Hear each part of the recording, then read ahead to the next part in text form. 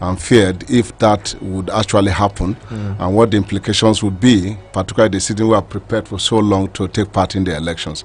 So actually it's worrisome indeed. Thank you.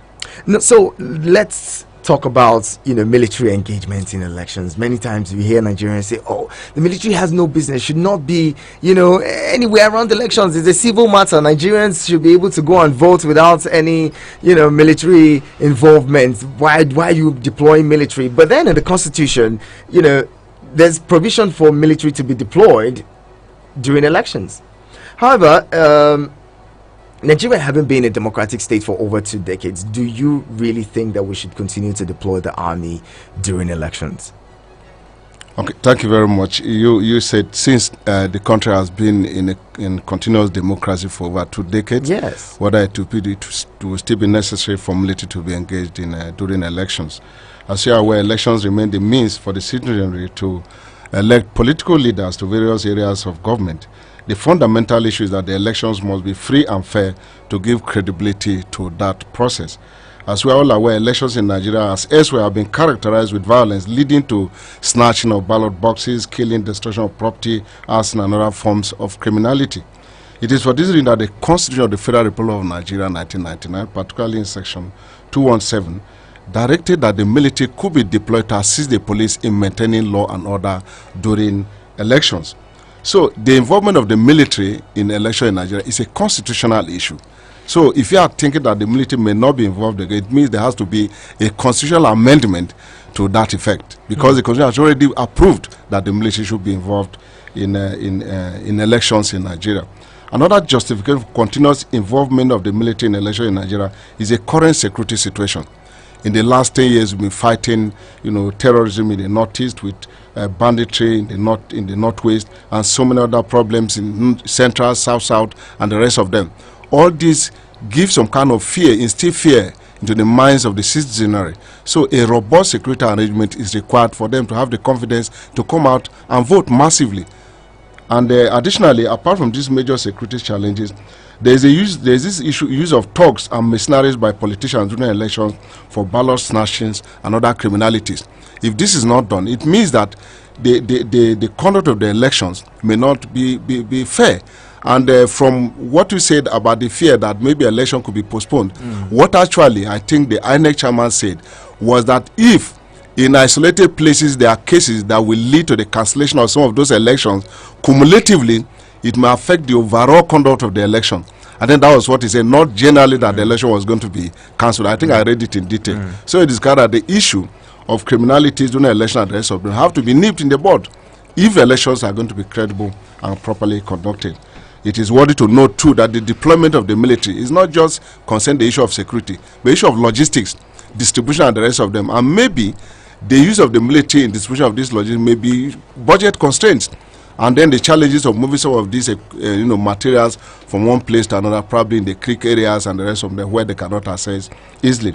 Note too that the deployment of the military in election is not only in Nigeria. There are so many other countries that have actually practiced it. Benin Republic, that is close to us, Bangladesh, Pakistan, Venezuela, they have done that. Even in Bangladesh particularly, the majority of their people in registration, in registration of electorates, in their case, they were far-reaching in their contributions, not just issue of logistics and security, but it's based on the confidence that the publics have in the security agencies before they could be employed. So the use of the military obviously will continue, except if the citizenry also become much more educated and issues of criminality and other things actually reduce substantially. Interesting. Now let's talk about how the military conducts itself during elections. We've had situations where the military has been accused of being used to intimidate voters, and all that. How should the military involve or engage the civilian population during elections? The elections are ours as civilians. It wouldn't be fair to have a situation where military personnel are seen to be maybe partisan to an extent, especially as relates to the ruling party. Well, the involvement of the military in the conduct of election is based on some code of conduct and rules of engagement. So there are spelled out regulations for which the military people are supposed to follow. And they are not required to intimidate anybody. And based on that code of conduct, it means that they will have to play by the rule and that the rights of the citizens is not trampled upon. So against this background, they were not required in any way to intimidate the citizenry. They were just required to complement the effort of the police, and they played by the rule. They are not required to take part. They can only go to the election venue to vote and then go away. They are not required to go in uniform. They are not required to intimidate anybody.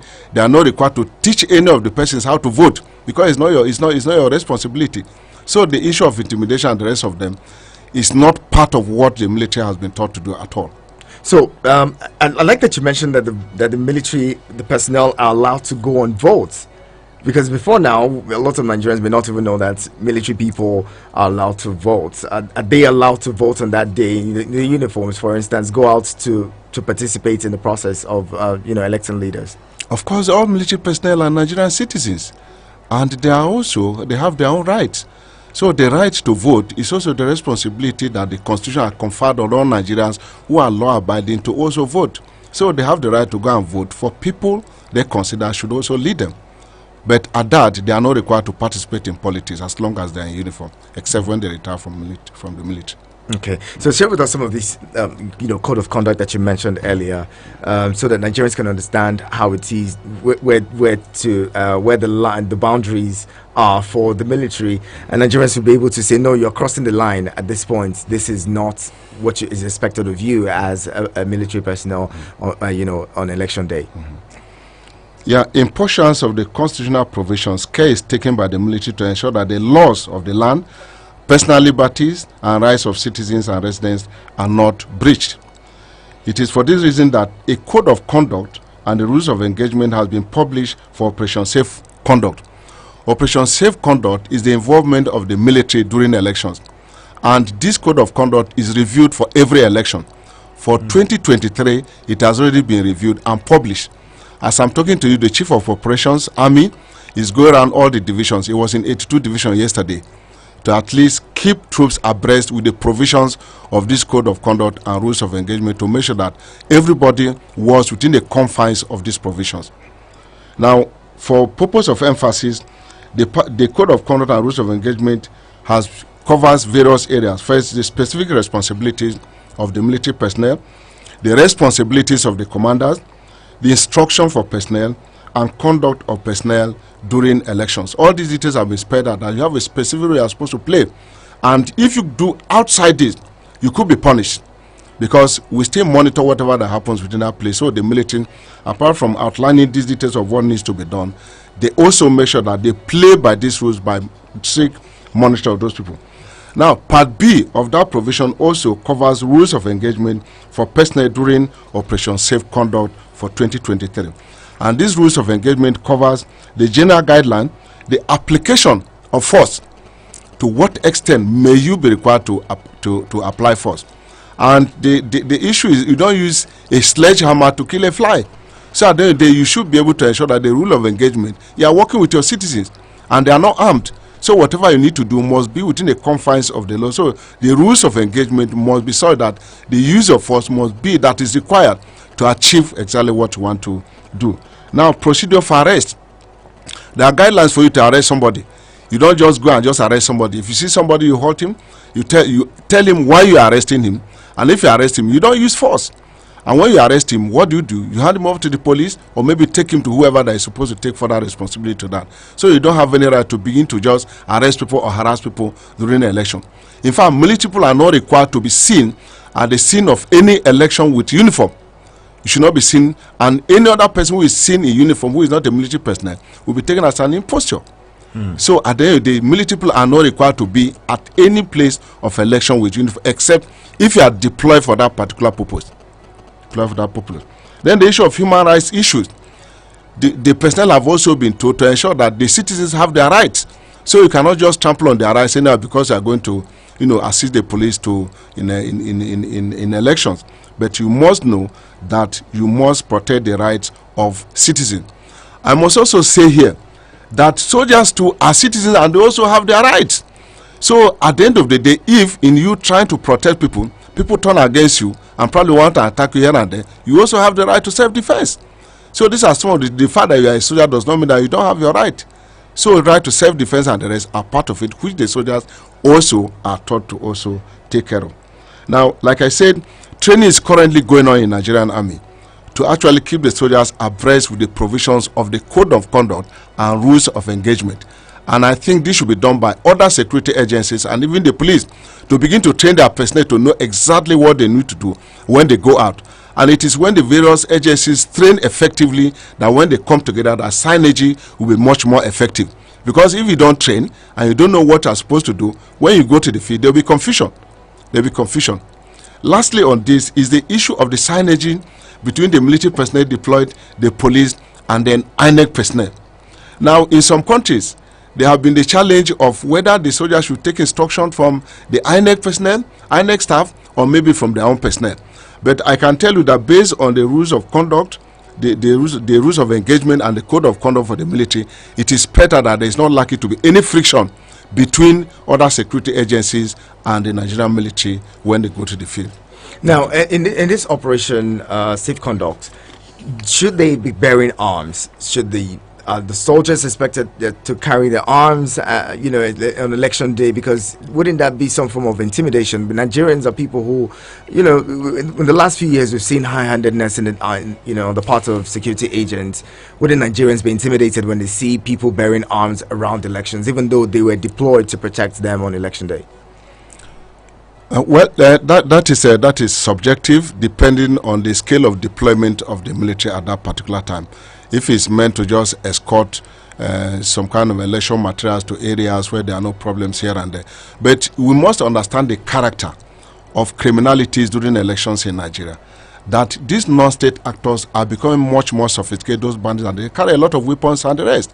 And if they do that and the military just go there just with empty hands to give protection here and there, how are you going to protect yourself? How will you be able to arrest the situation if you don't do that? So we must weigh this against the backdrop of the scale of criminalities and the kind of weapons that are carried by banditries and the rest of them. Let's talk about the operations in the southeast, for instance, where the agitations just 2 days ago as well. There was the Yoruba Nation agitation in the south in Lagos, where it was said that an individual was killed. Now, this is the times where you hear people say, "Oh, elections would not hold in this part of the country." What is the army expected to do, in this kind of situation? Would they engage, with these people, and exchange fire with them, or go in there and, since they're also civilian population, and engage with them in a very civil manner? Well, I think the responsibility of the military for deployment during elections comes before, during, and after election. And some of these agitations have been going on for a period of time, and the military has deployed with other security agencies to address some of these situations. I think this is preparatory to making sure that there's a congenial environment for the people for elections to take place in those areas. It is hoped that the current effort of the military in trying to address some of these situations and the rest will actually bring down some of the problems that we have in the southeast currently. And in terms of whether the military are going to engage them and the rest of them, it depends on the scale of what happens on the ground. So you cannot predict what will actually happen, but I do know that a lot is being done to actually bring these things down, and we hope that before the elections that some of this actually will come down. I brought this up because if you go to the southeast, even when there's no election, people are passing military checkpoints and they have to raise their hands up like they're criminals. There's that situation where there's serious intimidation. There've been records of or reports of the army going into certain communities and neutralizing civilians who nobody can prove that they're part of the agitators or any of those things. I need you to speak to the conduct of the army in such areas, sensitive areas, because the image of the army is at stake here. When people can no longer trust that the army is there to protect them, hasn't the purpose of deploying the military been defeated? Well, let me use this opportunity to inform the citizens that the military is actually there to protect them at any point in time. But in trying to arrest some of these security situations, some people may be inconvenienced, but not purposefully. So the people must understand that the attitude of the military is not actually meant to undermine their own liberties, but actually address some of the security situation. We must also understand that some of the criminalities perpetrated in some of these communities are done by the citizens themselves, and they are the ones that actually collude with some of the bandits to create some of these problems. So at the end of the day, the people should also hold themselves responsible for some of the actions that actually seem to inconvenience their own people. So the people must also address their own citizens in those areas to shed some kind of acts of criminalities and that draw the military people to those particular areas.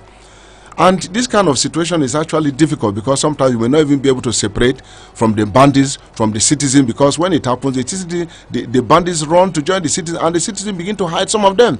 So they should come out and bring out those criminals that tend to foment those kind of trouble that actually attract the military. So it's a two-way thing.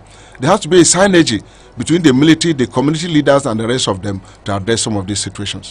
I like what you said about the civilians engaging the military and be able to give them information as to, oh, these are criminals and all. But then when there's there seems to be no cordial relationship between the army and the civilian population, and the civilian population can really trust the army, because we've seen situations where people have said, oh, the army colluded, or the security agents colluded with the criminals, and some of them have even given them arms and all that stuff. How can we build that trust between the civilian population and the military in around issues like this?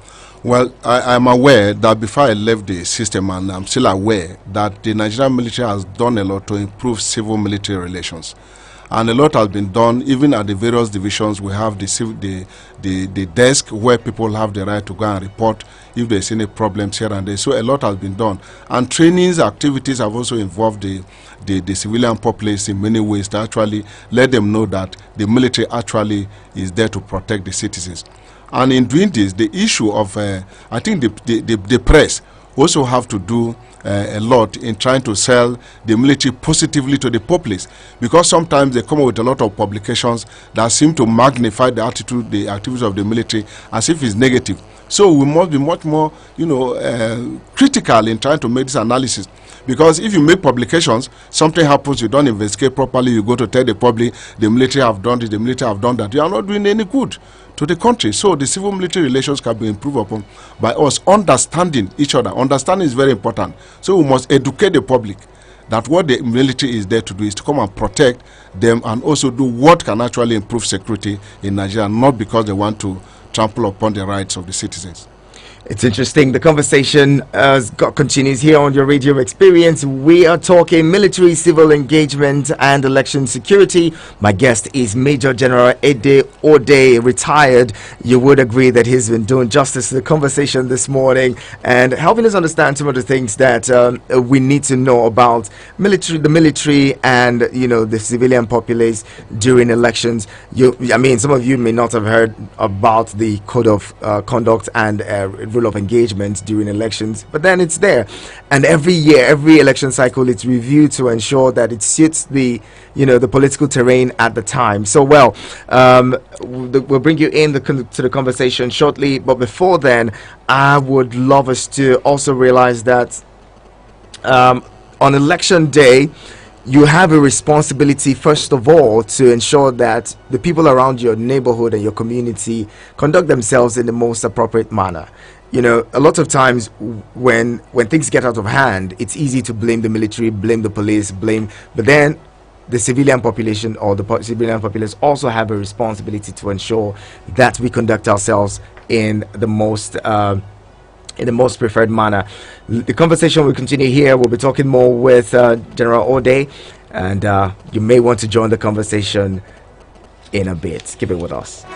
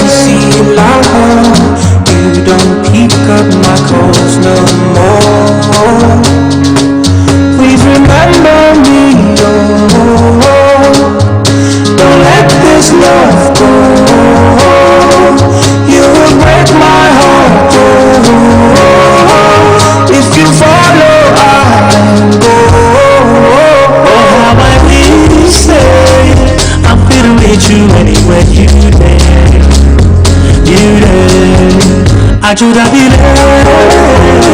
No matter where you go, don't forget area. Area. I wanna wish, baby, that I could be there wherever you are. So far away, don't take my shine from the star. 'Cause what you are is my shine. She do somebody borrow you a go. Make it your travel go Chicago. Remember now be selling car, so you go America. And all this people, every the race used in the day. First me I first you, when me say you don't go fashion them. Say every month you go fashion them. And everywhere you promise to marry, she dey wait, she dey tarry. What did she see for inside of version? No, you bought from another nation. You smart about to get there. Oh, you my wife don't know. Next thing you know, she don't go report you.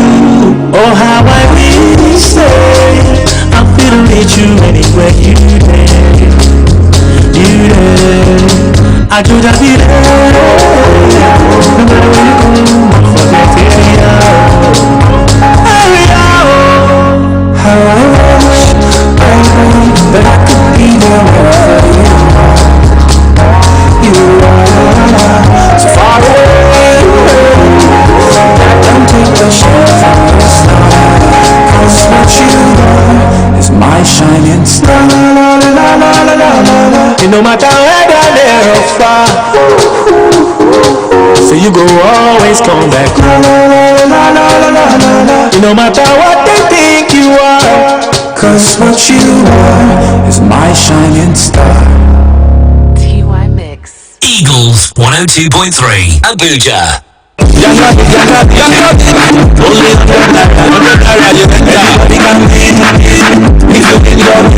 Wetin you wan buy but you no get money? Microwave, TV, abi you wan pay NEPA bill?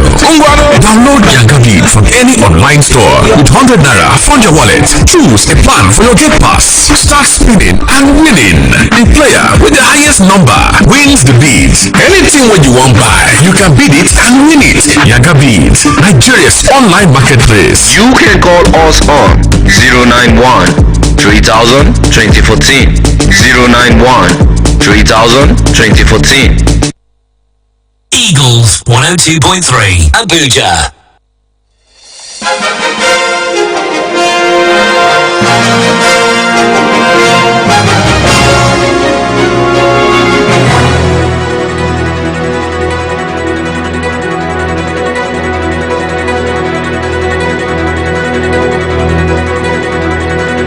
All right, the conversation continues. This is your radio experience you can count on. And this is Eagles Outlook. We're talking this morning with Major General Ede Ode, retired. He's a military civilian on the subject military civilian engagement and election security. Recall the basis for this conversation.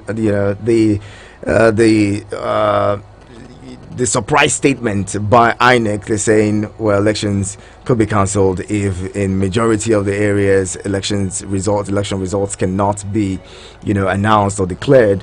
Then it could lead to the cancellation or even postponement of the election. My guest has been doing justice to the conversation this morning, and I'll bring you in shortly. But before then, General Ode, let's talk about Nigerian democracy.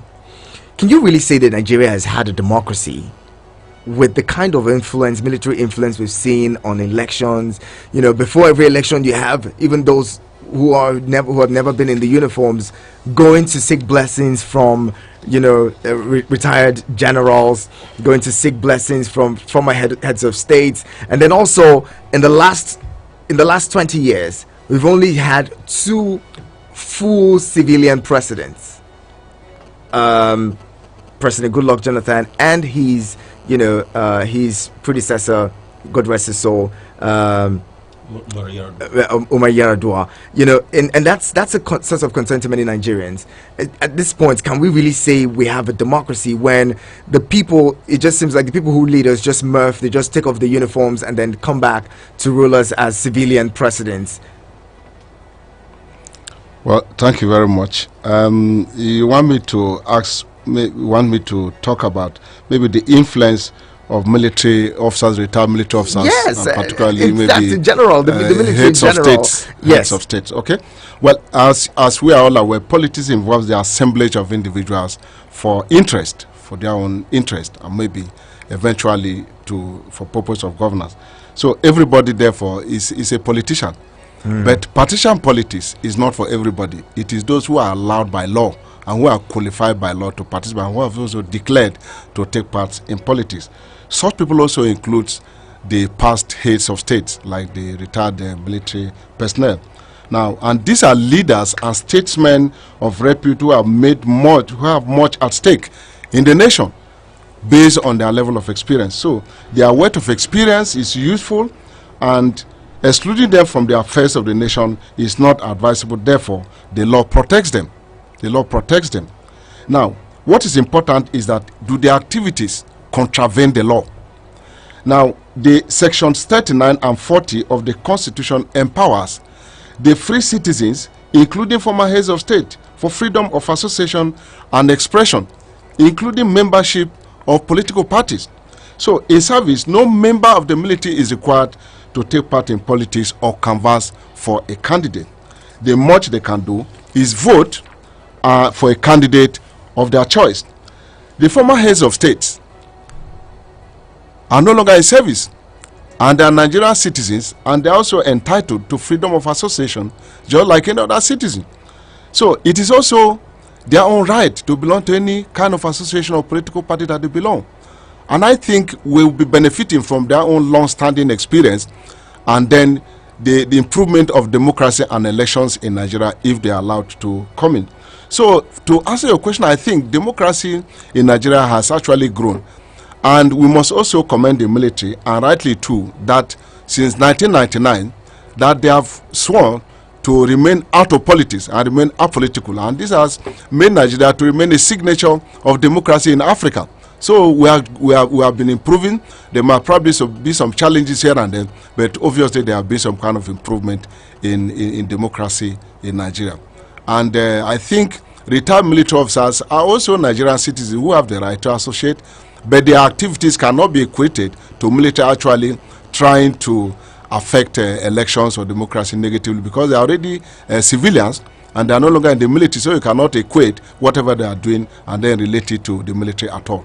I like what you just mentioned, because it reminds me of, Major General Lucky Rabo, the chief of defense staff, who had said sometime ago, a few weeks ago, that there are forces who are, urging them on to take over the country, because we've seen coups and failed coups in Africa in the last few months. In 2022, Guinea-Bissau, Mali, and the likes. If that's the situation in Nigeria, what's the guarantee that we would continue to have this lasting democracy that we've been enjoying in the last 2 decades?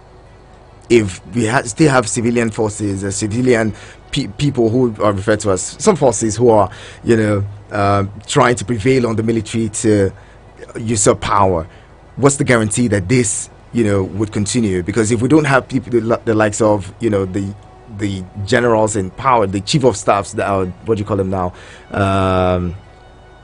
the service chiefs that we have now, if we do not have that crop of people who, and we have people who can be easily influenced to maybe conduct a putsch or a coup in this country, would our democracy still exist? Well, the Nigerian military is a professional military, highly disciplined, and actually ensure that they actually stay within the confines of their own constitutional rules. I haven't served for over almost 37 years, including my training years in NDA. I have interacted at various levels, and I just retired in 2020.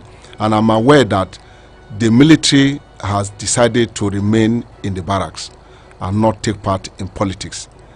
That I know, and I can assure you that even if after the current dispensation of the service chiefs and the rest of them, even the people that will take over from them, we still continue to toe that particular line. There is no kind of thing that is going to convince anybody. In any case, even when the military were in politics in those days, the direct beneficiaries were mostly civilians. Because if you have a governor, even in the government house, how many of the military people are with the governor there? So it is called that it is most civilians are also benefit even from those periods when the military were in power. But scholars are even quick to say that the involvement of the military, Aguironsa and the rest of them, were just based on what the circumstances demanded, not because the military were determined to actually join politics. So I think those were aberrations. I think the military has decided to remain out of politics in Nigeria. And I think even currently the current service chief, the chief of defense staff, wherever they go, they begin to tell the troops, remain out of politics. So we are all determined. I think the generations coming from behind will also to that particular line. So the fear that the military will get involved in politics is not likely at all. So the army would not disrupt our democracy. That's a good way to bring you into the conversation. Joining now, call 09073530044 and 09087668888. You can send SMS and WhatsApp messages to 09097054450. I see you've been itching to join in. Let's hear you. Hello, good morning. Good morning once again, my friend. Good morning, Mayowa. Good to have you join us. Greetings to our guest. It is good that we are hearing this from somebody who is an experienced person from the military. If some of us call and make all these comments with regards to the activities of the military, it will look as if we are supporting them. But we have heard from him, see, military, they do not have any reason to be on the streets of Nigeria. If only and only if we behave ourselves. He said something that really very interesting to me. He said, military will not be out there if those ones around us, or those bad ones are not there. Those ones that are tormenting the larger population, they are few. And there is no way military will stay in the barracks and watch just minority to torment the rest of us. And that's why the military come out from time to time to ensure that there is stability, there is peace in Nigeria. We are saying it. All the people that are creating problems, pockets of problems in the country, their family members should talk to them so that they will stop seeing military on the road. Until we have a crime-free society, military will not stop because they are not pet dogs that that are laughed about. They have to ensure that the security and safety of Nigeria is protected at all times. And when they are doing that, their life is at stake. And that's why you see at times you see that they go extra mile. They have to protect themselves. We should talk to our brothers and our sisters, those who are making life ungovernable. For those people who are law-abiding in Nigeria, let them remain in their own. They should not come out. Each time they come, military will go after them. God bless Nigeria. Thank you. Thank you very much, Mayowa. God bless you too for calling in. Well, we'll be taking more of your thoughts and responses and your comments and questions as well. 09073530044 and 09087668888. We're still talking military and civil engagement as well as election security with Major General Ede Ode retired. Hello, good morning. Good morning. Good morning, Paul. I'm glad you're here. Thank you very much. Good morning, General. Good morning, thank you. Yes, I won't be surprised tomorrow if you call you Senator Ude. Because when you were ruling, though you said civilians were enjoying, even though we received it in that time, but this time now we have democracy, it's time for you to also enjoy. And if not because of all that is happening, I want to say Nigerian military is one of the finest, one of the best in the world. And going by that, I want to say something here. You said a lot about the law, the code of conduct that is guiding the engagement of the military during elections. I want to say there has to be more engagement, more reorientation of those that you are going to send out there to man these places.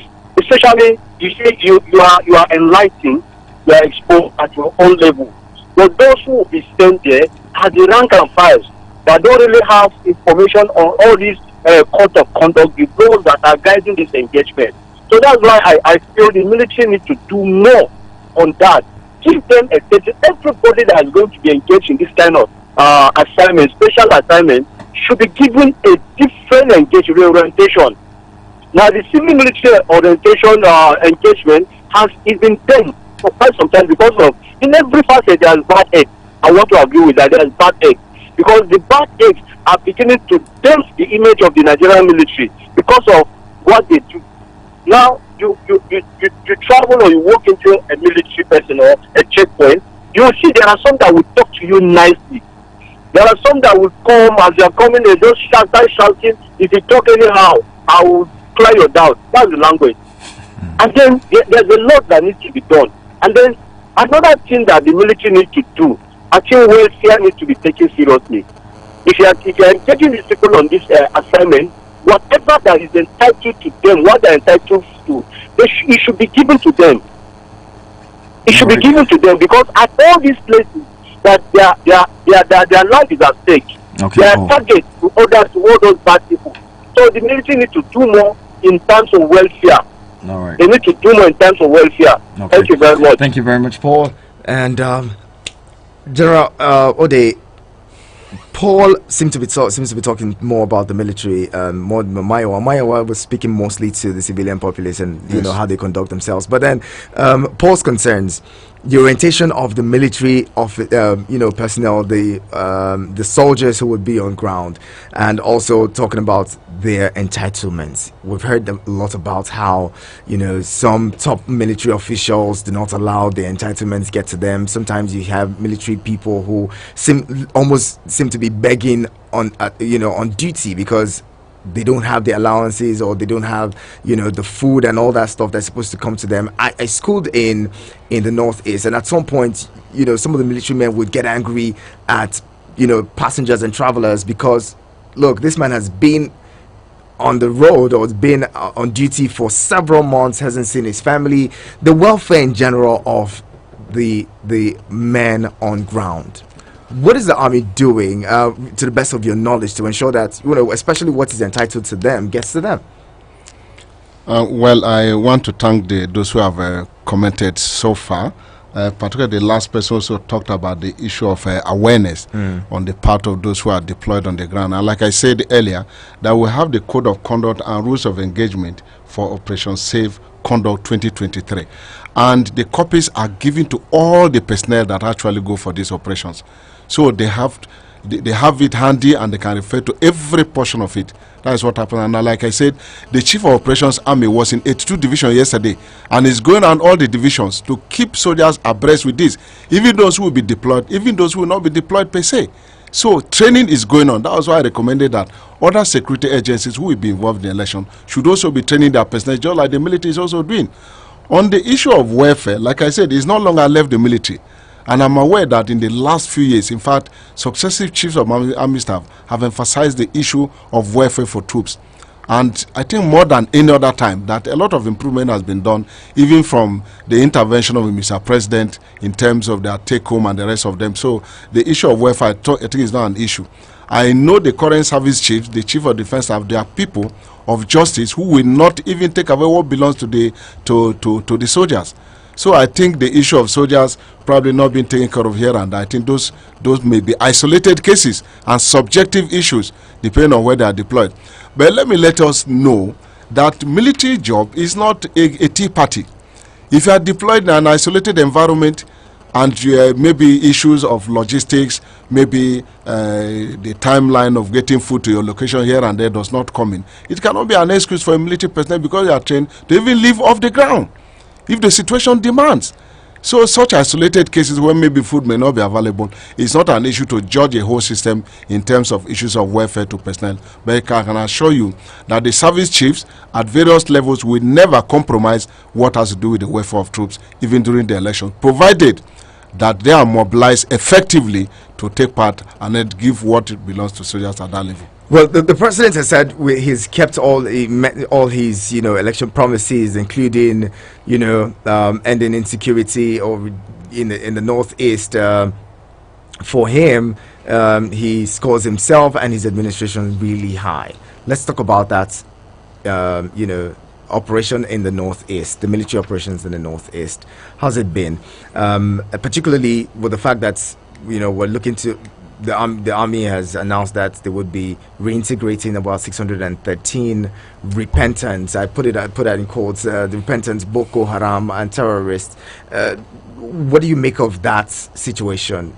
Have we been able to? Can you say that we've won the war against terrorists in the northeast, and then also redeploying or reintegrating the repentant Boko Haram? Is that something that we should be doing? The Operation Safe Haven. What do you make of all of that?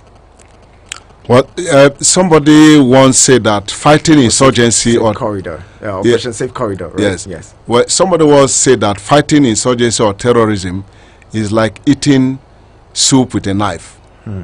So you can see how messy it is. So it's actually very difficult that fighting insurgency and terrorism, particularly in your own country, is not an easy task. If you recall, before 2015, that almost about 9 local governments were in the hands of Boko Haram. But within this period, I think all those ones are things of the past.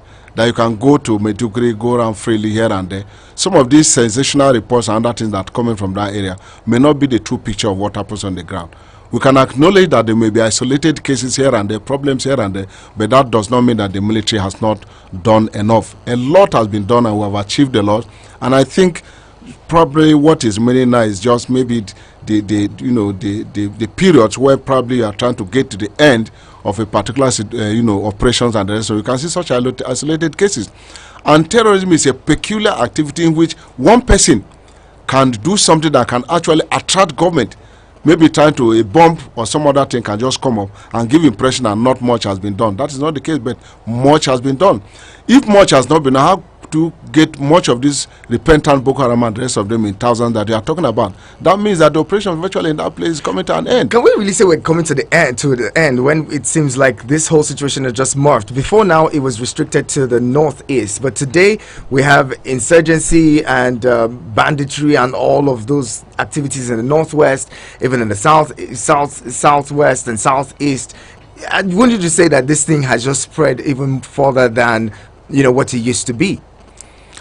Well, I think security in a country sometimes go far beyond the military aspects of national security, because there are some other factors that precipitate insecurity. So you cannot say that probably it must be the issue of terrorism that is just going around all the place in Nigeria.